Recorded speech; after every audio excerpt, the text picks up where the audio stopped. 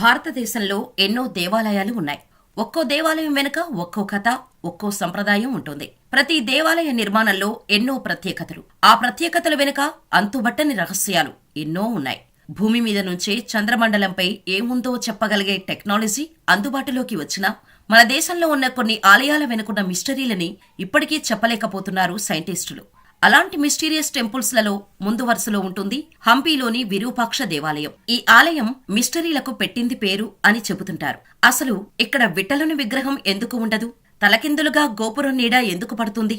ముట్టుకుంటే సప్తస్వరాలు వచ్చే స్తంభాల వెనుకున్న మర్మమేంటి? బదవలింగంపైకి ఎక్కినా పూజారి కృష్ణభట్ని ఎందుకు ఎవరూ ప్రశ్నించేవారు కాదు అనే ఇంట్రెస్టింగ్ విషయాలను ఈ వీడియోలో చెప్పేందుకు మేము ప్రయత్నం చేస్తాం. మీరు చేయాల్సిందల్లా మా వీడియోని లైక్ చేసి షేర్ చేయడమే. Now let's begins the video. Karnataka రాష్ట్రం బళ్ళారి జిల్లాలోని హంపీలో తుంగభద్రా నది పక్కనే విరూపాక్ష దేవాలయం ఉంది. వేలాది సంవత్సరాల చరిత్రకు సాక్ష్యమే ఈ విరూపాక్ష టెంపుల్. ఈ ఆలయాన్ని 15వ శతాబ్దంలో విజయనగర సామ్రాజ్య పాలకుల్లో ఒకరైన రెండో దేవరాయ కాలంలో నిర్మించారు. విరూపాక్ష టెంపుల్ ని విజయ విఠల ఆలయం అని కూడా పిలిచేవారు.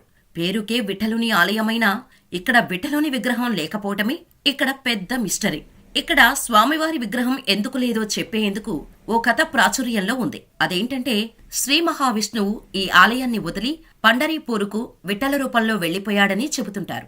అందుకే ఇక్కడ విఠలుని విగ్రహం ఉండదని పురాణాలు చెబుతున్నాయి. విరూపాక్ష ఆలయ రాజగోపురం మొత్తం 11 అంతస్తులుగా నిర్మించారు. ఈ ఆలయ ముఖమండపంపై చూడగానే ఆకర్షించే ఎన్నో పెయింటింగ్స్ ఉంటాయి. ఒకవేళ ఈ హాలిడేస్ కి గాని హంపీకి వెళ్లాలని ప్లాన్ చేసుకుంటే ఈ మండపాన్ని అస్సలు మిస్ కాకండి. ఈ మండపాన్ని చూస్తే రోజంతా అక్కడే ఉండాలి అన్నట్టు ఉంటుంది. ఇక ఆ ఆలయంలో స్వామి ఉగ్ర రూపంలో దర్శనమిస్తాడు. అందుకే ఎక్కడా లేని విధంగా ముఖమండపం నుంచి గర్భాలయానికి దారి ఉండదు. విరూపాక్ష దేవాలయంలో మొత్తం 3 గోపురాలు ఉన్నాయి. తూర్పు గోపురం 160 అడుగుల ఎత్తుతో 9 అంతస్తులుగా నిర్మించారు. ఇది 15వ శతాబ్దం నాటి కట్టడమని శాసనాలు చెబుతున్నాయి. అయితే 16వ శతాబ్దంలో శ్రీకృష్ణదేవరాయలు దీన్ని పునర్నిర్మించారని ఆధారాలు ఉన్నాయి. ఈ ఆలయం లోపల గోడ మీద 6 అంగుళాల సన్నని చీలిక ఉంటుంది. అసలు ఈ చీలిక కావాలని ఉంచేశారా లేదా ప్రమాదవశాత్తు ఏర్పడిందా అన్నది ఇప్పటివరకు తెలియదు. విరూపాక్ష గర్భగుడి నీడ ఆలయం వెనుక పడుతుంది. అదేంటి కొత్తగా చెబుతున్నారు? ఎక్కడైనా నీడ పడుతుంది కదా అంటే ఇక్కడే పెద్ద రహస్యం ఉంది. అది ఏంటంటే, గర్భగుడి నీడ ఆలయం వెనుక తలకిందులుగా పడుతుంది. పైగా 15 అడుగుల నీడ పడుతుంది. ఇక్కడ ఆశ్చర్యం కలిగించే విషయం ఏంటంటే, గోపురం ఎత్తు కూడా 15 అడుగులే. సూర్యోదయం నుండి ఉదయం 9 గంటలకు ఇలా గర్భగుడి నీడ తలకిందులుగా కనిపిస్తుంది. అయితే ఇలా జరగటానికి కారణం విరూపాక్ష స్వామి మహత్యమే అని భక్తులు నమ్ముతుంటారు. అసలు నీడ ఇలా తలకిందలుగా పడటానికి గల కారణం తెలుసుకోవటం కోసం నాటి బ్రిటిష్ పాలకులు చాలా ట్రై చేశారు. కానీ అస్సలు ప్రయోజనం లేదు. ఆ తర్వాత ఎంతో మంది సైంటిస్టులు తలకిందులుగా పరిశోధనలు చేసినా దాని వెనుకున్న రహస్యం మాత్రం కనిపెట్టలేకపోయారు.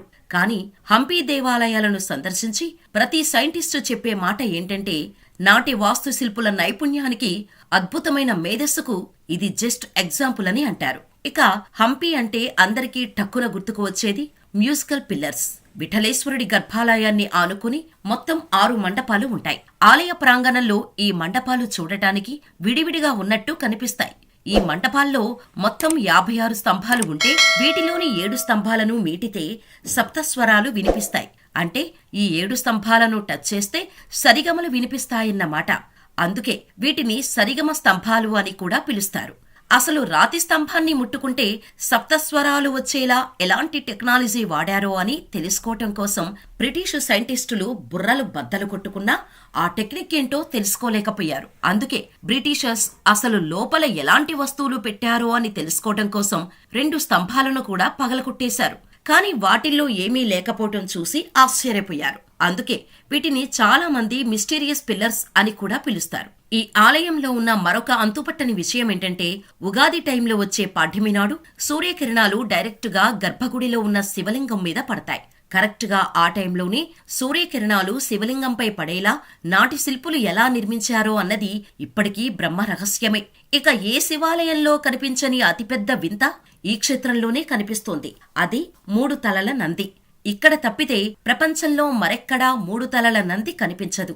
తుంగభద్ర ఒడ్డున ఉండే విరూపాక్ష దేవాలయం, విజయనగర సామ్రాజ్య విశిష్టత, వాస్తు నిపుణుల నైపుణ్యత, మిస్టీరియస్ టెక్నాలజీ ఇవన్నీ ఒక ఎత్తైతే ఇక్కడ ఉండే బదివలింగం మరొక ఎత్తు.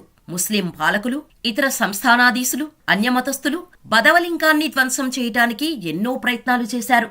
ఆలయ గోపురాన్ని అయితే ధ్వంసం చేయగలిగారు కాని బదవలింగాన్ని ముట్టుకోలేకపోయారు. ఆ పరమశివుడు ఇక్కడే కొలువై ఉన్నాడనడానికి ఇదే పెద్ద సాక్ష్యం అంటారు భక్తులు. హంపీలోకి వెళ్లే ముందే ఎదురయ్యే బదవలింగానికి ఎంతో ప్రత్యేకత ఉంది. ఈ శివాలయంలో పూజలు చేసే పూజారి తన జీవితాన్ని శివునికి అంకితం చేశాడు. ఆయనే పూజారి కృష్ణభట్. 500 సంవత్సరాల క్రితం విజయనగర సామ్రాజ్యం అక్రమదాడులకు గురైంది. ఈ విధ్వంసం వల్ల చారిత్రక ప్రదేశమైన హంపీలోని బదవలింగ మహాదేవ ఆలయంలోని పరమేశ్వరునికి పూజలు జరగలేదు.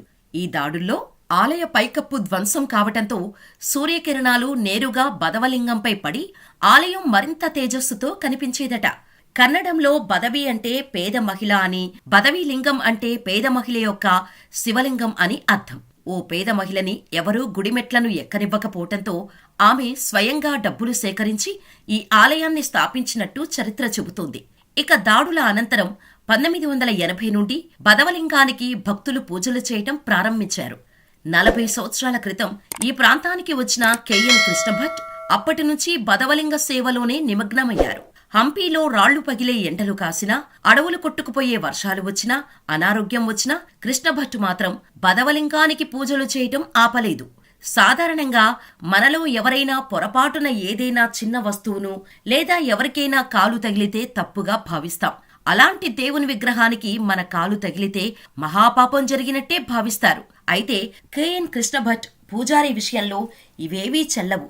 ఎందుకంటే ఆయన సుమారు 30 ఏళ్ల నుండి 10 అడుగుల బదవలింగాన్ని ఎలాంటి సాయం లేకుండా ఎక్కి స్వయంగా తానే శుభ్రం చేయటమే కాదు, ఆ లింగాన్ని అందంగా అలంకరించి విభూతి రాసేవాడు. ఇంతలా సేవ చేసిన కృష్ణభట్ పూజారికి 2 ఏళ్లకు లేదా 6 నెలలకు ఒకసారి మాత్రమే ఆలయ నిర్వాహకులు డబ్బులు ఇచ్చేవారు. అయినా కూడా ఆయన 40 ఏళ్ల నుండి ఏ ఒక్కరోజు శివుని సేవకు దూరం కాలేదు. రీసెంటుగానే వృద్ధాప్య కారణాలతో శివైక్యం చెందారు కృష్ణభట్. చివరి శ్వాస వరకు కూడా శివయ్య సేవలోనే జీవితాన్ని గడిపారు కృష్ణభట్. హంపీలో వీటితో పాటు అద్భుతమైన శిల్పకళలతో కూడిన మహామండపం, రంగమండపం, ఉత్సవ మండపం, దేవీ మందిరం, కళ్యాణ మండపం, రాతి రథం లాంటివి ఎన్నో ఉన్నాయి. మరి హంపీకి వెళ్తే వీటన్నిటినీ తప్పకుండా చూడండి.